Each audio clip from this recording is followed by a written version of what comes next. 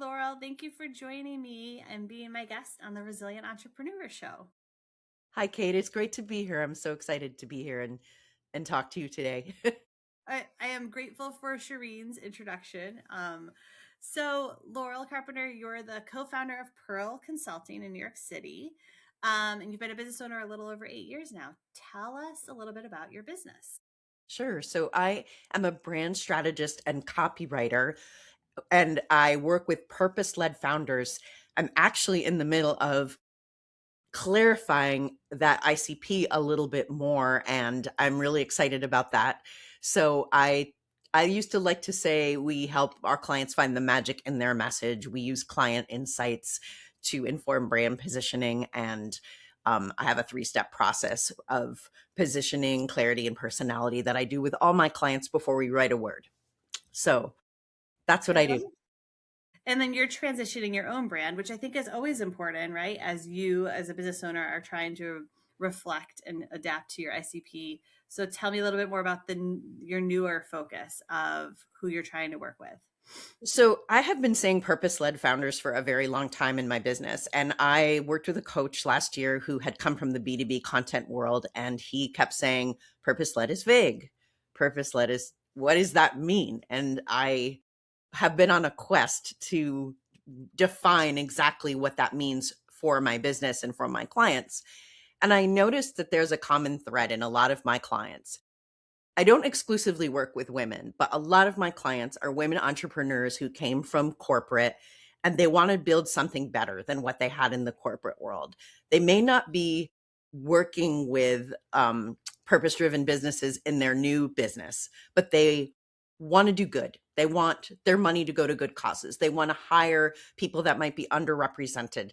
They want a lifestyle that allows them to be more present with their family.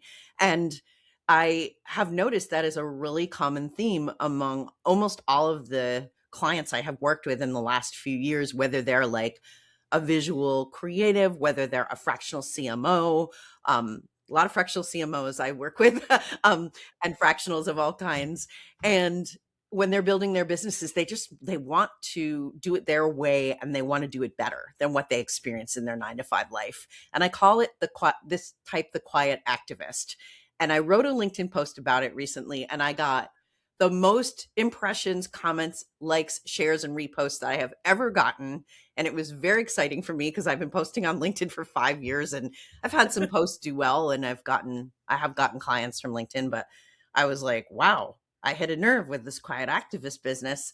And to be fair, there were some women in the comments that pointed out that not all of us are quiet, and that's true. But I think a lot of women learn to tone down who they are in corporate and nonprofits. I came from the nonprofit world, and I know that I also was encouraged to sort of follow certain party lines and in my communication with others, and that can be really restricting sometimes. And so I help women build brands that are a little bit more of who they are and who they want their business to be, because I think it's important sometimes to separate your personal brand from what you want your company to be like. But that's a whole conversation we could have too. So the I quiet love activist is my new ICP, and I'm working on ways to reach that person more effectively through my own messaging. And I've been receiving some coaching about that as well, because the cobbler has no shoes, and we all often need a little outside perspective on our businesses, even if we're great at doing it for other people. I 100% relate to that in so many ways. I think purpose led, but the quiet activist. Most of us exited corporate. I exited corporate 5 years ago with this goal of being more present as a mom, this whole midlife goal of like, is this all that I was really meant to be and meant to do? And I want to do it my way with a lot more um, impact and freedom and flexibility. And so I relate a lot to that target audience of, I would call us, I own the term middle-aged, mid-career, midlife, quiet activist, female entrepreneur, setting out to make the world a better place with what I can do. So I love that. That's very great. Yeah. Um, so now this is the quick section of getting to know you a little bit better. Who is or was the first hire in your business? My first hire in my business was my partner, Charles Harold. And he's my life partner and my business partner. And he is one of the reasons we have the business because I am a career changer. I came from an entirely different world of nonprofit social services. I was a director of learning and development in a big social service agency, and I had that role in a couple different places. But my partner, Charles, was a journalist. He worked for the New York Times. He was one of like a handful of finalists to get a spot writing about video game reviews and electronics. And he also has a programming background. So he was going to be the main writer in our business when I started. So he was my first hire. I think that's awesome. First of all, we, as entrepreneurs and business owners who are taking a risk, we need supportive spouses. I love that your life partner is your business partner. I have two different partners. The person that I live with, that is my husband, and I would not be good business partners. And then my business partner who has a different family who we can do really great things together growing a business. But I love that you have that in the same person. And a supportive spouse, I think, or a supportive partner is crucial in starting a business and going out on your own as an entrepreneur, because a lot of businesses fail in that first year. You need a little bit of time and grace to give yourself to get to be a sustainable business and a successful business. Yes. And when our first client, well, when the person that inspired the creation of our business originally suggested we do this together, I had a colleague who had an IT consulting firm, and he said, the writer I hired doesn't understand my firm, but I bet your partner would. And he's like, why don't you go into business together? You could be the one that's like the extrovert that talks to the clients, and he could be the introvert that does the writing. And that's what inspired the creation of the business. There were other factors, but and he was our first client. So Oh, I love that. I love that. So my next thought is like, what is a software tool that you use every day that you can't live without? And yeah, we'll start there. And if it's AI, that's cool, because I'd love to always talk about people in the creative space and the writing space about how AI has impacted their profession. sure. So the number one tool that I use in my business is Otter to transcribe things. I am a big fan of, I export Otter transcripts into the AI tool that I use the most, which is Claude. I have a paid subscription, and yes, I am a writer that uses Claude for certain things, and I would more than happy to talk about that. But it's often very helpful to have that transcript so you can hear the nuances of the phrases in the client's voice, and putting it into Claude as part of their project file is really helpful for me in getting started with like hearing my client's voice. It is not the be all end all, but it is a good way to get started. I love that. Yes, and it's great. And Claude is the new ChatGPT. I think more and more sophisticated professionals are using Claude. I think ChatGPT. I use all of them for different reasons and different purposes, but the memory, the context, the project, the awareness within Claude is far superior. Yeah, So I know you've been a agreed. business owner. I am not a So chat GPT user. I actually have used it a few times, like when people have done custom GPTs, and I will not pay for both. So I just use Claude actually, but I've used Perplexity a few times, and Gemini, but mostly Claude is definitely, I find it understands things very easily about you and can adapt, although oftentimes the writing products need a ton of work. So anyways, I have a lot to say about that, but we could save that for another part of the conversation. yeah, or another podcast. I think AI has become those. There's those of us that are embracing it and adapting it and figuring out where it has its purpose and use case within our businesses. Yeah, that could be a whole nother. There's plenty of podcasts that just talk about AI. We're going to talk more about your resilience as an entrepreneur on this one. So we're going to start with the easy one, the success, because it's easier for people to share about their achievements and their accomplishments. So you have been a business owner for 8 years now. What is your proudest achievement that you've accomplished as a business owner?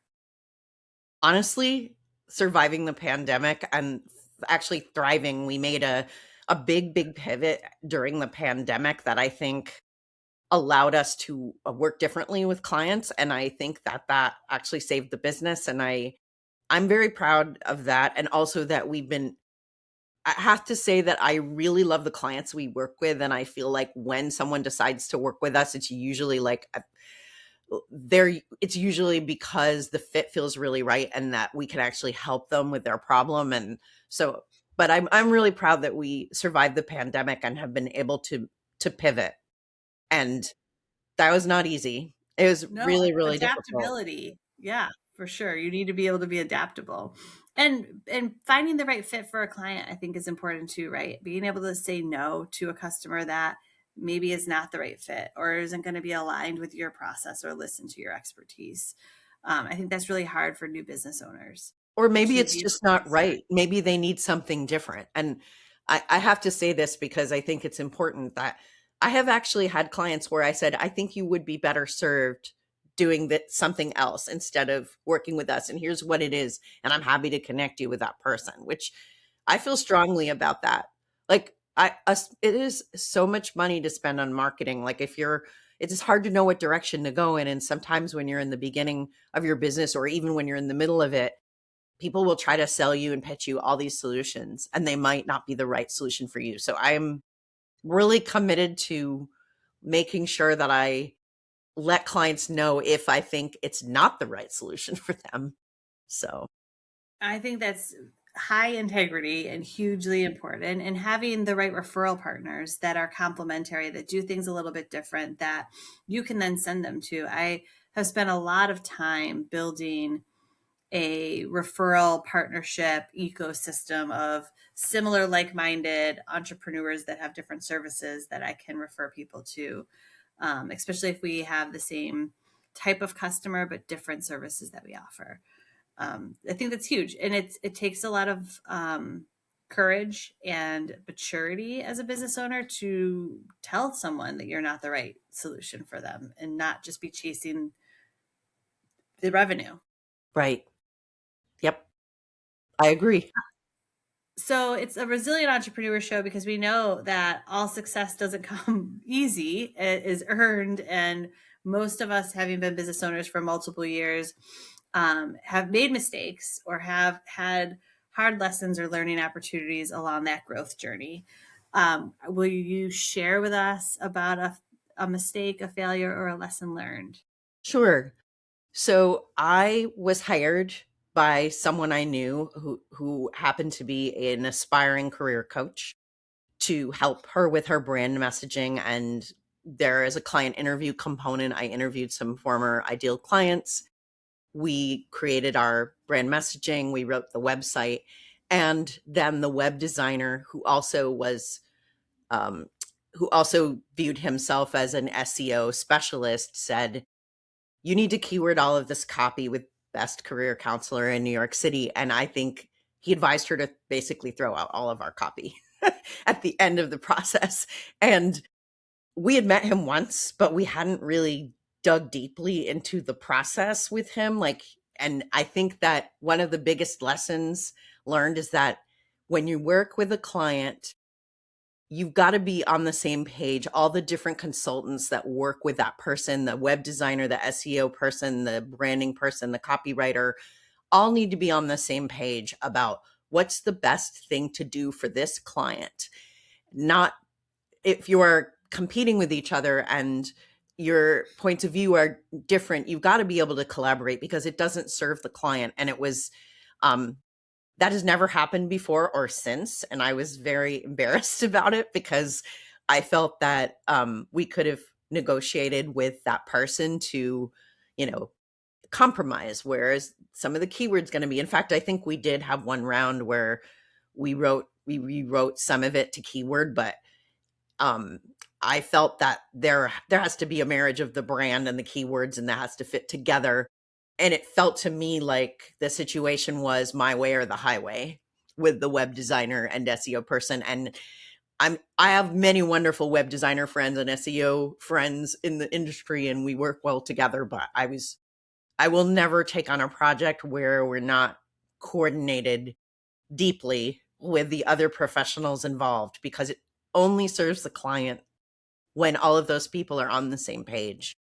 Yeah. So I have a couple of people that I tend to work with on my projects and who bring me in or I bring them in, and I am open to new collaborative partners, but I usually like to see if it's a fit before we embark on a larger project together, like to get to know that person a bit.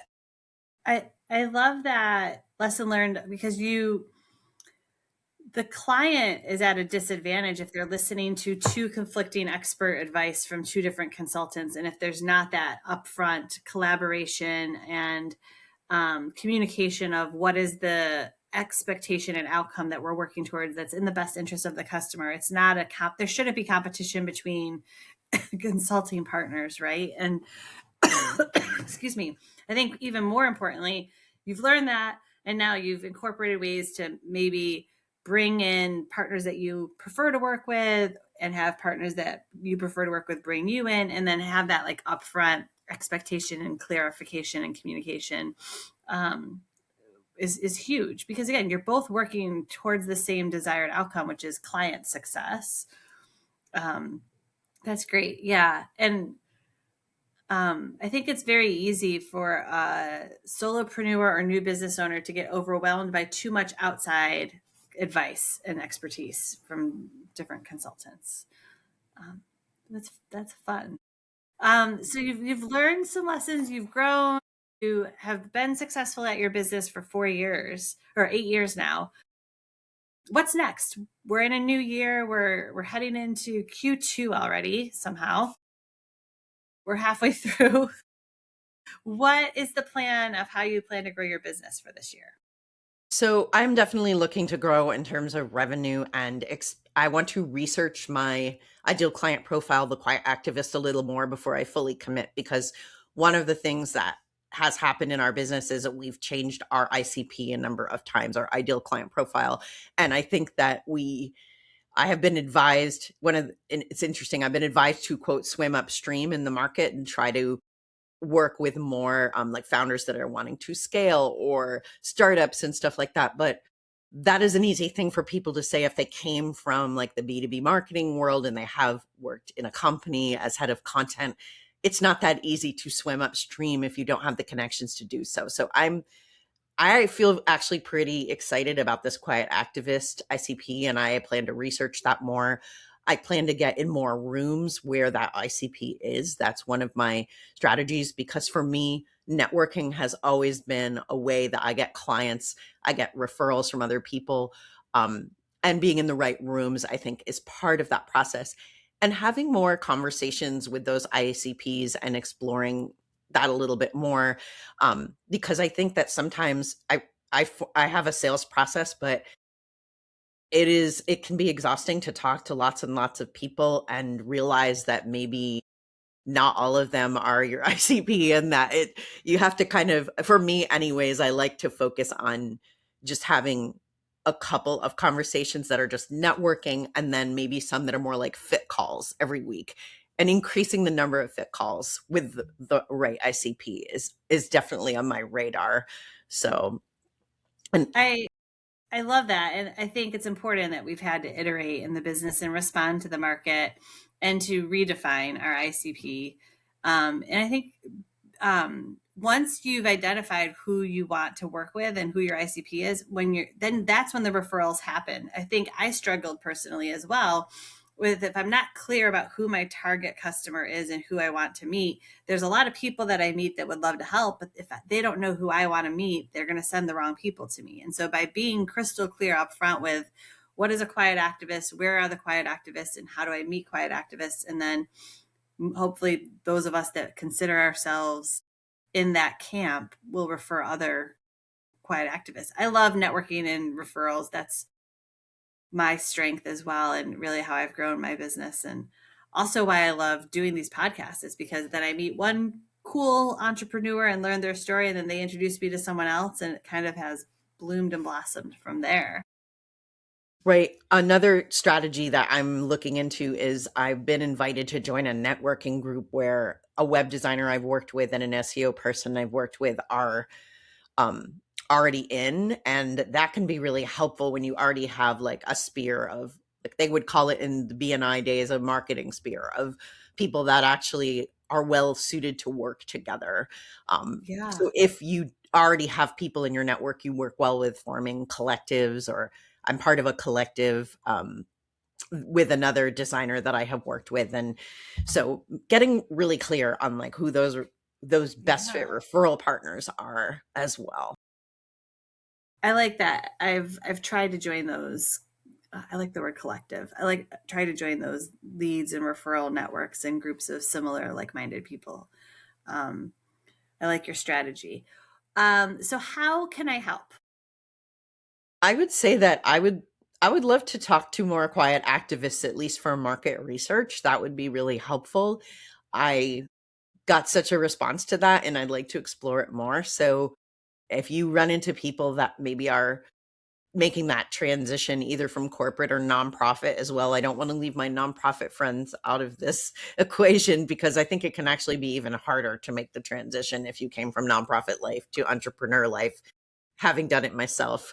Um, and so I'd love to talk to more of those people. It does not have to be limited to women entrepreneurs, though that does tend to be my focus, but I'm certainly open to speaking to other folks that have made that transition.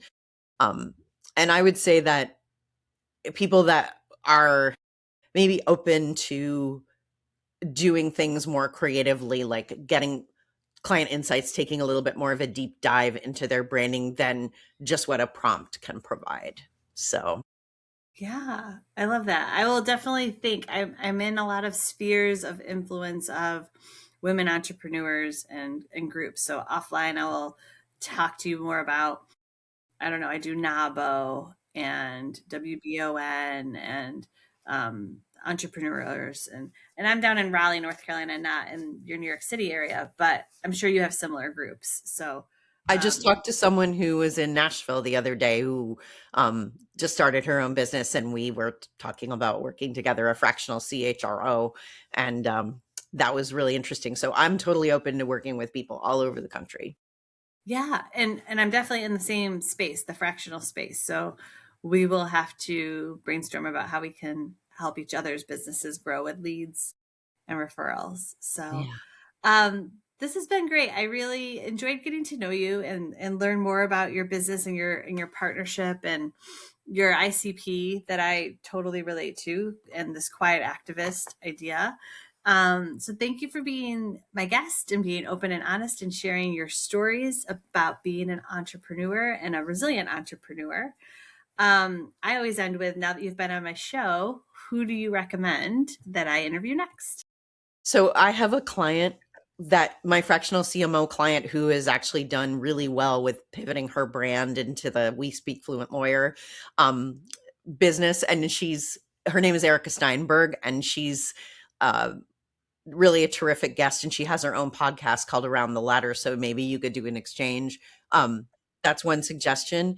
Also, Charlie Birch of Humanize Collective, who I've worked with, collaborated with on a number of occasions, um, who actually has that collective I mentioned of different creative professionals that are working together for the benefit of our clients. And she has a really cool value proposition about raising your brand up right, and how the foundation of the brand is so important for like everything that flows from it. That copy gets a lot easier if you're really clear on who you're serving, what point of view you have, all of that stuff. So Charlie Birch and Erica Steinberg are two people I would suggest that you consider interviewing. I would love to be both of them. And the funny thing about other podcasters is there's probably more experience than I. I don't necessarily consider myself to be a real podcaster, but hobbyist, You are. amateur. You're a Hobbyist real and amateur. podcaster, believe me. And I'm just going to say, no man I have ever talked to that was a podcaster would just say what you did. I'm sorry, but like, you are a podcaster. You're very easy to talk to. So It's hobbyist, but thank you. And but I love to talk to other people who have a podcast or enjoy, because I'm always willing to learn. And then just the power of reverberation across multiple networks is always cool too. So Well, this has been fun. I really enjoyed getting to know you. Thank you again. And we should definitely schedule some time to keep in touch about referral partnerships. I would like that so much, Kate. Thank you. Thank you.